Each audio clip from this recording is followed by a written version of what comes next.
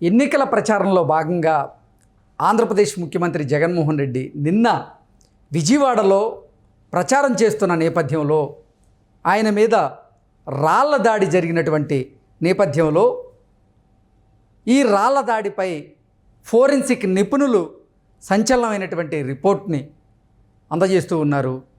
జగన్మోహన్ రెడ్డికి తాకింది రాయి కాదు పదునైన వస్తువు అంటూ కూడా వారు ఇచ్చినటువంటి రిపోర్ట్లో వెల్లడైంది అంటూ ఒక వార్త ఇప్పుడు సోషల్ మీడియా వేదికగా చక్కర్లు కొడుతున్నటువంటి నేపథ్యంలో ఈ అంశానికి సంబంధించి మనతో మాట్లాడేందుకు ప్రముఖ రాజకీయ విశ్లేషకులు కృష్ణకుమారి గారు మనతో ఉన్నారు. మేడంతో మాట్లాడదాం. మేడం నమస్కారం.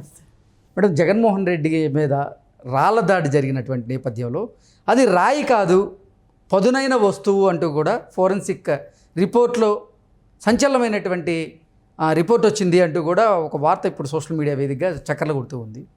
ఏంటి మేడం, దీని మీద మీ విశ్లేషణ ఏంటి? అంటే ఇది ఫోరెన్సిక్ వాళ్ళు ఇచ్చింది చూసామండి. అంటే వాళ్ళు ఏమంటారంటే ఇది రాయి కాదు పదునైన ఆయుధం అని చెప్తున్నారు. రాళ్ల దాడి రాయి దెబ్బ ఇంకొక రకంగా తగులుతుంది.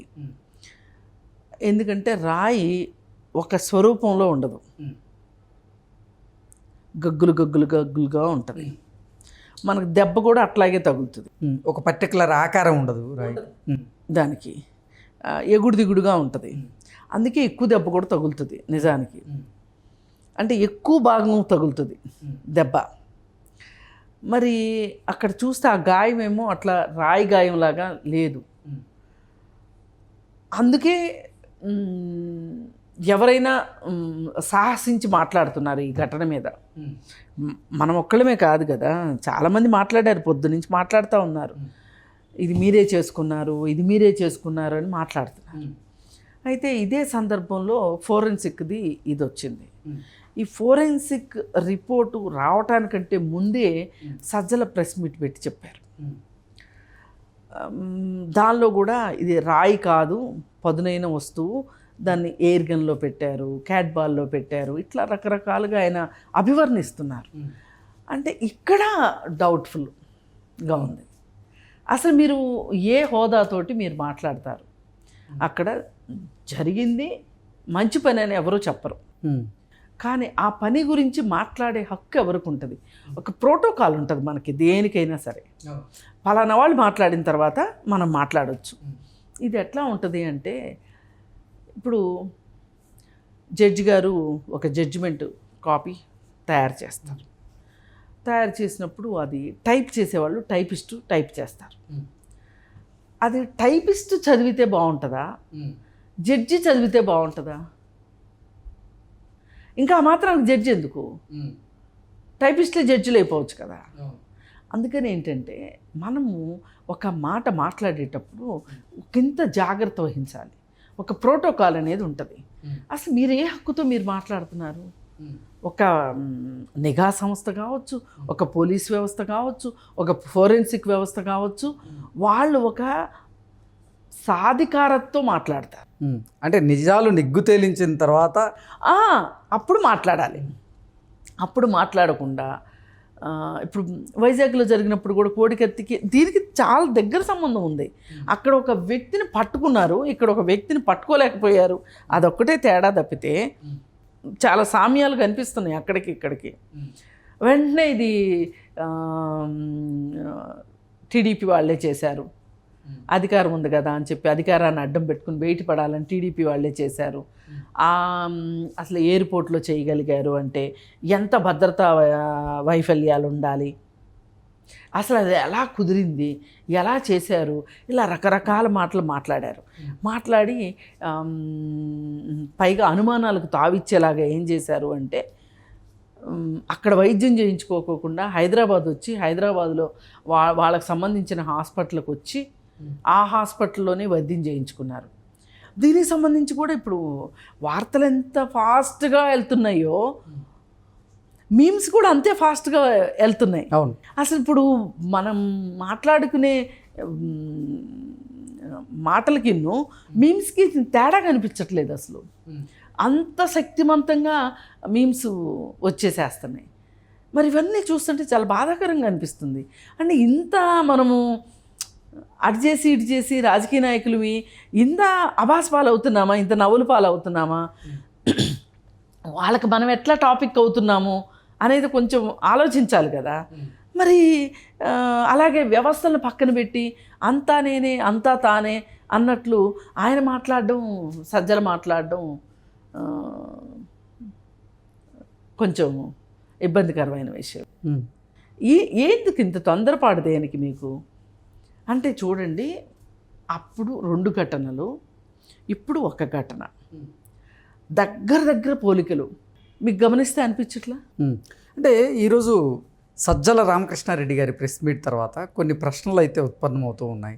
సజ్జల రామకృష్ణారెడ్డి గారు ఏంటంటే పొద్దునైన ఆయుధంతో దాడి చేశారంటూ ఆయన చెప్పిన నేపథ్యంలో, మరోసారి ఏమో క్యాట్ బాల్తో దాడి చేశారని, ఇంకొకసారి ఏమో ఎయిర్ గన్తో దాడి చేసి ఉండొచ్చు అంటూ కూడా ఆయన అనుమానాలు వ్యక్తం చేసినటువంటి నేపథ్యంలో, అంటే పదునైన ఇప్పుడు క్యాట్ బాల్తో రాయిని పెట్టి కొడతారు కానీ పదునైన వస్తువు ఏంటి, ఏం పెట్టి కొట్టిండొచ్చు అనేది కూడా కొన్ని ప్రశ్నలు అయితే ఉత్పన్నమవుతూ ఉన్నాయి. అలాగే ఎయిర్ గన్లో కూడా ఇప్పుడు బాణం ఉంటుంది కదండి, ఆ గాయం కూడా అదే పద్ధతిలో ఉంది. ఇప్పుడు బాణం ఉంది, బాణాన్ని వేయొచ్చు కదా. అంటే బాణాన్ని వేసేదానికైతే ఆరోనే ఉపయోగిస్తారు కానీ ఈ క్యాట్ బాల్ని ఉపయోగించేటువంటి పరిస్థితి ఉంటుందా అంటే ఏం చెప్తారు? నేను అనేది అందుకే అసలు ఇప్పుడు ఇంతంత చర్చ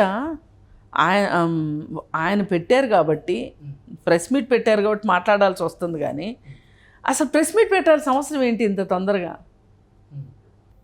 అంటే వాళ్ళ పార్టీ లేకపోతే రాష్ట్ర ముఖ్యమంత్రి మీద ఎస్, ఖచ్చితంగా స్పందించాల్సిందే, మనం కూడా స్పందించాల్సిందే, కాదని కాదు. అసలు మీరు ఒక డిటెక్టివ్ లాగా జరిగిందంతా మీకు తెలిసినట్లు, ఆ జరిగిన చేయబోయేదానికి రిహార్సల్ని మీరు చూసినట్టు మాట్లాడుతుంటే ఎట్లా? అది కదా ప్రాబ్లము. ఇప్పుడు వివేకానంద రెడ్డి హత్య విషయంలో కూడా ఇదే కదా జరిగింది. అసలు ఆయన ఎట్లా చెప్తాడు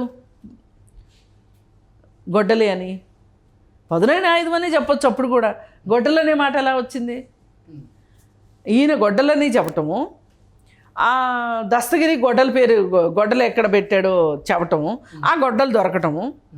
ఏమనిపిస్తుంది మరి మీకు? మనం ఎప్పుడు కూడా డాట్స్ని కనెక్ట్ చేయడం రావాలి మనకి. ఈ డాట్స్ని కనెక్ట్ చేసేది నిష్పక్షపాతంగా ఉండాలి. ఒక పోలీస్ అధికారి కానీ, ఒక ఫోరెన్సిక్ అతను కానీ, ఎవరైనా సరే మాట్లాడే మనలాంటి వాళ్ళు నిష్పక్షపాతంగా ఉండాలి. అంతేగాని ఇది మనం ఎంతైతే స్పెక్యులేట్ చేయాలని చూస్తామో, ఎంతైతే ఊహించుకోవాలని చూస్తామో, ఊహలు ఒక్కోసారి కరెక్ట్గా ఉండొచ్చు, ఉండకపోవచ్చు, విపరీతమైన ఊహలు కూడా ఉండొచ్చు. దానివల్ల ఏం జరుగుతుంది? అసలు విషయం పక్కకి వెళ్ళిపోతుంది. ఇలా మనము చట్టాలని చేతిలోకి తీసుకోవడము, లేకపోతే వ్యవస్థల్ని చేతిలో పెట్టుకొని మాట్లాడడం ఎంతవరకు కరెక్టు? ఇప్పుడు ఇదే ప్రెస్ మీటు ఒక బాధ్యతాయుతమైన ప్రభుత్వ అధికారి పెట్టాడు అనుకోండి, మనం ఇంత మాట్లాడం. ఎందుకు మాట్లాడతాం? మనం ఎవరి పని వాళ్ళు చేశారంటాం. కుక్క పని కుక్క చేయాలి, గాడిద పని గాడిద చేయాలి. ఎందుకు ఇట్లా చేస్తున్నారు అంటే దీని వెనక వాళ్ళకు ఒక ప్రయోజనం ఉంది. దీని వెనక ప్రజల్ని రెచ్చగొట్టడం ఉంది, ప్రజల మనోభావాల్ని గెలుచుకోవాలనేది ఉంది, వాళ్ళ మనసుల్లోకి ఈ విషయాన్ని తీసుకెళ్లాలనే ఆతృత కనిపిస్తుంది. ఆ ఆతృత వల్ల ఇలాంటివన్నీ జరుగుతాయి. అసలు మీకంత ఆతృత దేనికి? అంటే ఇప్పుడు ఈ ఘటన జరిగింది కాబట్టి సానుభూతి వచ్చి ఆయనకు ఓట్లు వేసేయాలా? ఎందుకు వేయాలి? ఆయనకి దెబ్బలు తగిలితే ఓట్లు వేయాల్సిన అవసరం ఏంటి చెప్పండి? ఆయన మంచి పరిపాలన చేస్తే ఓట్లేస్తాం, మంచి మేనిఫెస్టో తీసుకొస్తే మేనిఫెస్టో అమలు చేస్తారు అంటే ఓట్లేస్తాం. అందుకని ఆయనకు దెబ్బ తగిలింది అంటే ఏంటి సానుభూతి? ఎందుకు సానుభూతి చూపించాలి? అసలు సానుభూతితోటి ఓట్లు ఏంటి? అసలు సానుభూతితో ఓట్లు సంపాదించాలనటం కూడా ఒక రకంగా డబ్బులు ఇచ్చి ఓట్లు కొనుక్కున్నట్లే. మనోభావాలతో ఆడుకుంటారా మీరు? ఇవన్నీ అందుకే ఇన్ని కుప్పిగంతులు వేస్తున్నారు, అందుకే వీళ్ళ మీద అనుమానాలు వస్తున్నాయి. లేకపోతే ఎందుకు వస్తాయి అనుమానాలు? ఓకే, ఒక వ్యక్తికి దెబ్బ తగిలిందంటే అయ్యో పాపం అంటారు ఎవరైనా, యథాలాపంగా అనేయాల్సిందే మనస్ఫూర్తిగా. కానీ మనం అనే లోపే ఎన్నో అనుమానాలు మన చుట్టూ వచ్చేసినాయి అనుకోండి, మనకు అనిపించదు కదా. అందుకే వీళ్ళు ఈ ముందస్తు ప్రణాళికలు వేయడం అంటే అవి అన్నిసార్లు మనకు పనికొస్తాయి అనుకోకూడదు, బెడిసి కొడతాయి. దీన్ని ఇలానే చూడాలి. Okay okay madam, thank you. Okay.